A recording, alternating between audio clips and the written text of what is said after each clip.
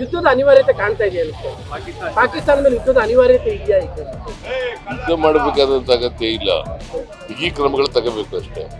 ಭದ್ರತಾ ವ್ಯವಸ್ಥೆಯನ್ನ ಬಿಗಿ ಮಾಡ್ತಕ್ಕಂಥ ಕೆಲಸವನ್ನು ಮಾಡಬೇಕು. ನಾವು ಯುದ್ಧದ ಪರ ಇಲ್ಲ, ನಾವು ಶಾಂತಿ ಇರಬೇಕು, ಜನರಿಗೆ ಭದ್ರತೆ ಇರಬೇಕು. ಕೇಂದ್ರ ಸರ್ಕಾರ ಭದ್ರತಾ ಕ್ರಮಗಳನ್ನು ತಗೋಬೇಕು. ಸಿದ್ದರಾಮಯ್ಯ ಹೇಳ್ತಾರೆ ಏನು ಸತ್ತೋರು ಹೊಳ್ಳಿ ಬರ್ತಾರೆ, ಭದ್ರತೆ ಮಾಡಬೇಕಾಗಿತ್ತು ಅಂತ, ಭದ್ರತೆ ಕೊಡಬೇಕಾಗಿತ್ತು ಮೋದಿ ಅವರು ಅಂತ ಇವ್ರಲ್ಲಿ ಕರ್ನಾಟಕದಾಗ ಎಷ್ಟು ಭದ್ರತೆ ಸಿದ್ದರಾಮಯ್ಯ ಮಾನ ಮರ್ಯಾದೆ ಇದ್ರೆ ಇಡೀ ದೇಶದ ಕ್ಷಮೆ ಕೊಡ. ಇದನ್ನ ಹೇಳ್ತೇನೆ, ಸಿದ್ದರಾಮಯ್ಯ ಪಾಕಿಸ್ತಾನ ಏಜೆಂಟ್,